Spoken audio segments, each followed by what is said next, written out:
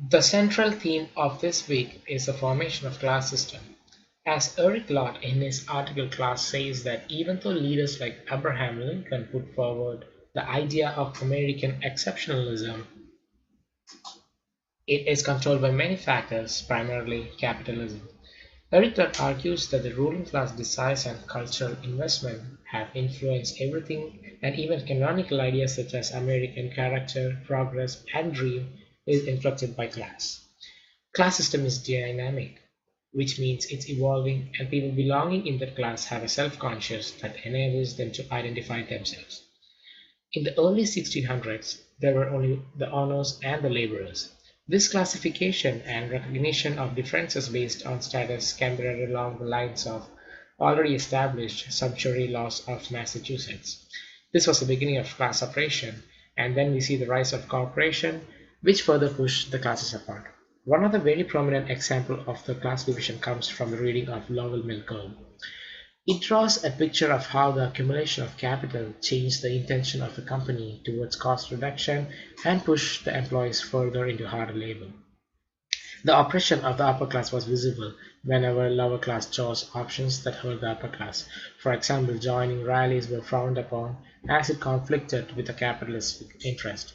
Workers got on blacklists for protesting and almost certainly lost their job. The rise of classes of class consciousness can be seen with the increase in the number of unions and its members. The suppression of wage workers and suffocating environment pushed the laborers automatically into a unified group. The trade unions were marked by this platform of unity through this ideology.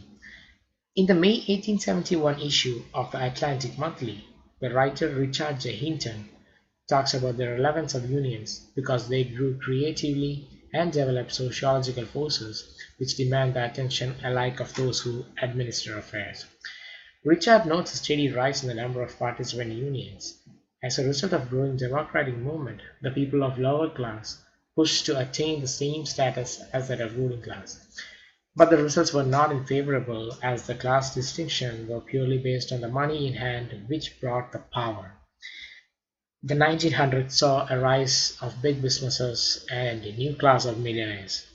A big boost in revenue saw some fluctuation in class boundaries, and it said that between 1890 and 1929, an average urban worker worked for a day less but brought three times more money. But the greedy attitude to get rich quickly aided the stock market crash, and the uncertainty loomed among the working class. This is where the government involved in the working class for the first time and recognizing it. The capitalists suffered a major setback and they refused to aid the economy and the working class.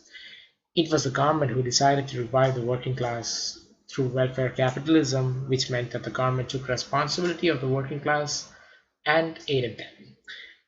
This was not according to the plan of upper class, and it's really well depicted in Stuart Sterkel Great Depression interview. And how it struck me of their impression of the WPA, because before I could ever say my father was employed on the WPA, the discussions and bull sessions in our rooms immediately was these lazy people that don't do a thing, the shovel leaners, and I just sit there and listen to them, and then I look around and I realize, sure, her father's a doctor in St. Joe, Michigan. Well, how nice. In my family, there was no respectable employment. There was no, until I thought, you don't know what it's like. As a result of the New Deal, Americans came to believe that the federal government has a responsibility to ensure health of the nation's economy and welfare of its citizens. This prompted the working class as a whole, and they trusted the government to aid them in their life and not align with the upper class.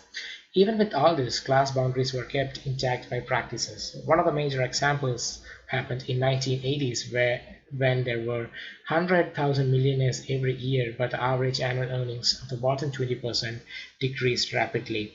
To read along the lines of Miranda Joseph, capitalist interest is not just in the money, but to prevent the rise of communism and socialism through all way possible.